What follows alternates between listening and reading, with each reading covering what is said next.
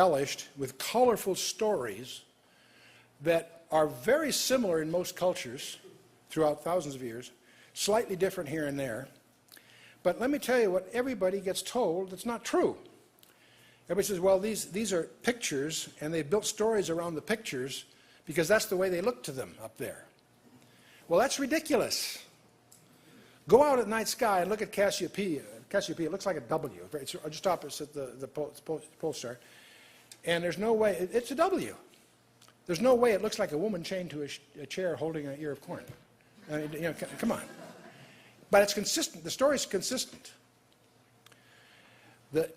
The cluster of the stars has nothing to do with the pictures that are associated with them.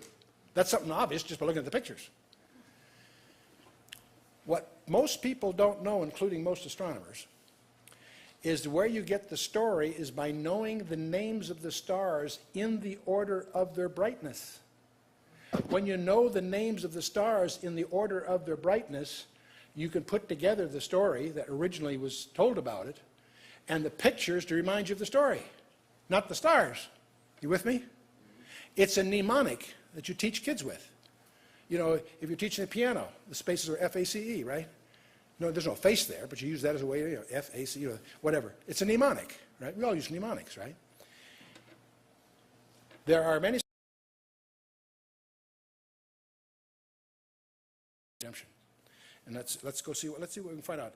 The first one is Virgo. That's the Virgin, no problem there. Let's turn around a little bit and take a look at it. The primary star, Alpha being the brightest star, is Spica, which it means ear of corn. The Hebrew name for this star isn't Spica. That's the one that's handed down through the Babylonian Greek traditions. That's the one the astronomers use. The Hebrew name for that is Semek, which means branch. But here's the interesting thing. There are 20 different Hebrew words translated branch. Only Tzemek is used exclusively of the Messiah in Jeremiah and Zechariah and twice, and in Isaiah and so forth. Now, something else you should notice, I don't think I earmarked it here in my notes. You notice what she's holding in her left hand. She's got a branch in one hand and an ear of, and grain in the other. And the branch and the grain of corn, remember John, see the branch is in her right hand and an ear of corn in her left. From this and a lot of deacons that surround her, she's the promised seed of the woman. She's the virgin that will give birth to the child that will be the Redeemer. The branch, of course, speaks of the Messiah, and the ear of corn, Jesus explains for us in John 12, unless the corn die, it will not bring life and so forth. The next one is Libra, the scales. Well, the Hebrew name for this constellation is Monzanaim, meaning the scales or weighing. And the Arabic name, many of the names, we don't have the Hebrew names, but we do have the Arabs have a very active astronomy because that's the way they navigate on the desert. And so many of these names we have the Arabic, not the Hebrew for. Al-Zabina, purchase or redemption is what it means. The Coptics call it Lambadia, the station of propitiation. The Latin is where we get the Libra for weighing. The brightest star is Zubin al-Ganubi, which means the price that's deficient. And the next brightest star is Zubin al-Kameli, which means the price that covers. See, someone is short and somebody else covers for us.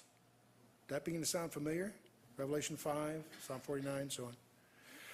The third one is Gamma Zubin al-Akrab. That's the price of conflict. And it's pointing towards Centaurus and the victim that's slain. The deacons. The deacons here are the cross. Ooh, that's interesting. The Hebrew Adam cut off. The lupus or victim slain. And the Hebrew name here is Asidah, which means to be slain. The Arabic is Asidatan, which means to be slain. The Egyptian name is interesting. It's Surah for this. It's a lamb. I think that's kind of interesting. And then the crown is the other deacon that's associated with the Libra, the crown that's bestowed. And in the Hebrew name for it is Atara, the royal crown. And we could go on with this. I won't. I'll show you one I think is really interesting. And this is the one where the wrestler is wrestling with a serpent, and his one foot is being bitten by the serpent, and the other foot is on Scorpio's head. So I think that's kind of fun. And this all climaxes at the end with Leo the lion. And the Hebrew name is Ariah, the lion. And of course, this lion is associated with the tribe of Judah. It's a tribal standard. It's interesting that the brightest star there is Regulus in this constellation, which is treading underfoot. Deneb is the judge cometh. Deneb Alised is the judge shall reign. And the deacons associated with him are the fleeing serpent, the cup of wrath, or cup of fire, Corvus the raven. And any place you find some writing about this, unless it's been unusually enlightened, it'll carry with it the baggage of the old mythology from Greek and Egypt and what have you. But let's take a look at the message. I'm compressing several hours, if I took go through all of these, to give you the message that this has. We have Virgo, the virgin, which represents the seed of the woman. This is the constellation of the three deacons. Seed of the woman, Coma is the desire of nations, the man of double nature and humiliation, and the exalted shepherd and harvester. All are carried by the constellation of Virgo and the three deacons that are associated with it. Libra is the price to be paid and the cross to be endured, the victim that was slain, and the crown that is purchased. And this gets kind of interesting. Scorpio speaks of the conflict, the serpent's coils, the struggle with the enemy, and the toiling of the vanquisher of evil. Sagittarius speaks of the double-natured one triumphing.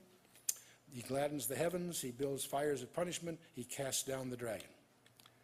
Capricornus, life out of death, the arrow of God, pierced and failing, springing up again in abundant life.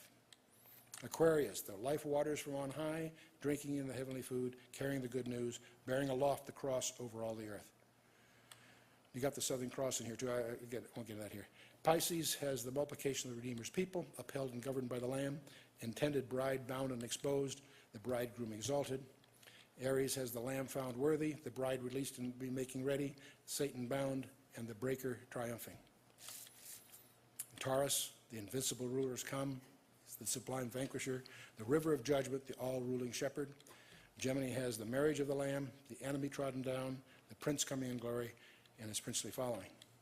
You get to what we call Cancer, the possession secured, it speaks of two folds, the lesser fold, the church of the firstborn, and the greater fold, Israel, sevenfolding into an everlasting kingdom.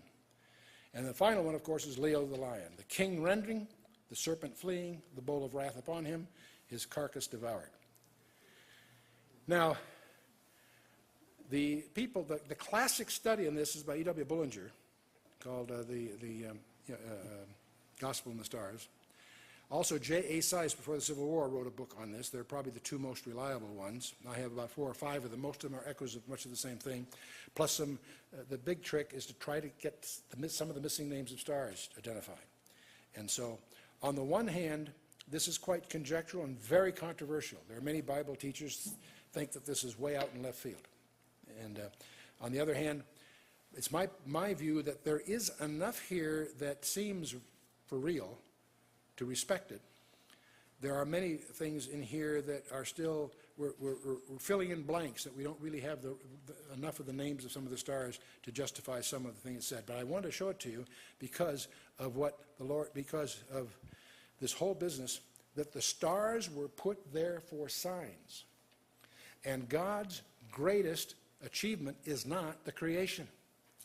The creation is emphasized in Genesis and in Romans 1 and in Job 38 and so forth. And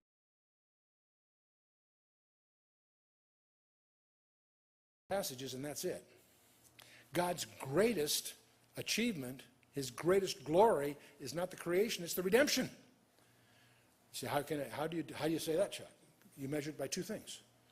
First of all, how much space in the Bible is devoted to the subject? Well, the creation has a chapter or 2 in Genesis, a chapter and 2 in Job, and a chapter or 2 in Isaiah, and that's largely it. The redemption, whole book of Genesis, certainly the book of Exodus, where they're redeemed out of Egypt, certainly Leviticus, the Torah is all about it.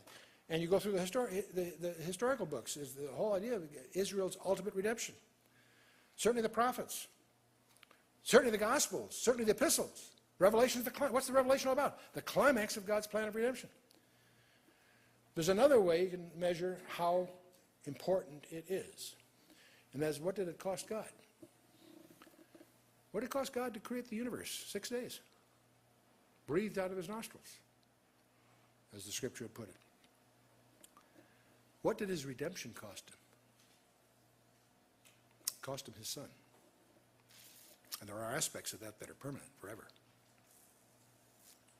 No, I think that the heavens declare the glory of God. I think the heavens do declare his glory if we do the homework. And tragically, so much of this has been lost through the mythology.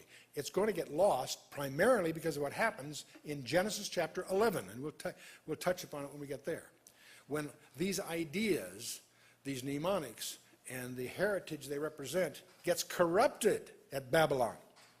And most of what we know about this in our parlance is the Babylonian translated into the Persian, into the Greek, into the Latin. And garbled, of course, all the way.